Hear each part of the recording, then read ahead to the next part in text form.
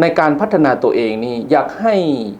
คิดว่าเฮาเฮ็ดเวียกนี่แม่นเพื่อการเรียนรู้บ่แม่นเฮาเฮ็ดเวียกเพื่อเงินอย่างเดียวเฮ็ดเวียกเพื่อการเรียนรู้กับเฮ็ดเวียกเพื่อเงินมันจะต่างกันถ้าแนวความคิดของพนักงานในการเฮ็ดเวียกเพื่อการเรียนรู้เฮาก็อยากกระตือรือร้นในหน้าเวียกนั้นๆอันที่2มาแม่นต้องพยายามตั้งคำถามต้องพยายามตั้งคำถามให้กับตัวเองทั้งอยู่ในหน่วยงานตั้งอยู่ในบริษัทแล้วตั้งอยู่นอกบริษัทอยู่นอกบริษัทเวลาเฮากลับบ้านไปเฮาเห็นหยังห้านนั้นเป็นอย่างปิดโตลงห้านนั้นเป็นอย่างแขกหลายห้านนี้เป็นอย่างแขกน้อยถ้าเฮาบ่มีคำถามแล้วเฮาจะบ่มีคำตอบแล้วเฮาจะบ่ไปซอกหาคำตอบถ้าเฮาบ่ซอกหาคำตอบมันก็บ่ได้เกิดการเรียนรู้เนาะอันที่2อันที่3มาแม่นเพื่อนร่วมงานของเฮาคืออ้ายคือน้องคือป้าคือลุงแม่นเฮาพยายามสร้างความสามัคคีอยู่ในองค์กรของเฮาเอาคนที่เก่งๆมาเป็นอ้ายมาเป็นน้องเพิ่นเก่งกว่าเฮาต้องเคารพเพิ่นเก่งกว่าเฮาต้องอยากช่วยเพิ่นเฮียนฮู้นำเพิ่นอันที่4แม่นอยากให้ลงทุนเพื่อการเรียนรู้ซื้อโน้ตบุ๊กที่เฮาสามารถเข้าไปใช้งานที่เฮาสามารถเฮ็ดทอนเงินซื้อมือถือที่มันสามารถสะดวกในการที่จะอ่านข้อมูลซื้อกล้องถ่ายรูปเพื่อ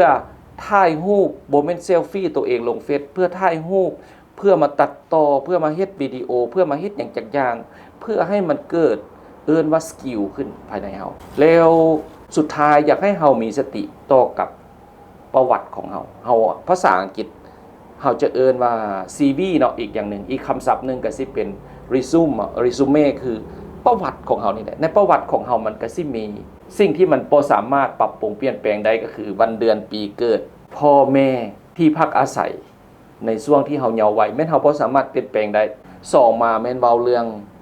ระดับการศึกษาของเฮาระดับการศึกษาของเฮาก็สิสืบถามเรื่อยๆว่าเจ้าเรียนจบไส3มาแม่นประสบการณ์ในการเฮ็ดเวียกในสายงานนั้นๆประสบการณ์ในการเฮ็ดเวียกหลายบอน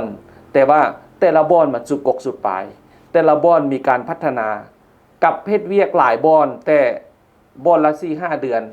บอนละ6เดือนจังซี่มันจะต่างกันฉะนั้นประสบการณ์ในการเฮ็ดเวียกก็สำคัญถัดมาแม่นสกิลถัดมาเป็นทักษะเฮาเป็นหยังแดเฮาออกแบบเป็นบ่เฮาตัดต่อวิดีโอเป็นบ่เฮาถ่ายรูปเก่งบ่เฮาเฮ็ดขนมเป็นบ่เฮาเฮ็ดหยังเป็นนอกจากในสายงานนั้นๆแล้วความรับผิดชอบสุดท้ายความรับผิดชอบต่อสังคมความรับผิดชอบพิเศษที่กับบริษัทตัวอย่างว่าเวลาจะกลับบ้านขอให้น้องเป็นคนมอดไฟเด้ออันนั้นก็เป็นความรับผิดชอบเวลาสิกลับบ้านขอให้เจ้าเป็นคนอัดประตูเด้อ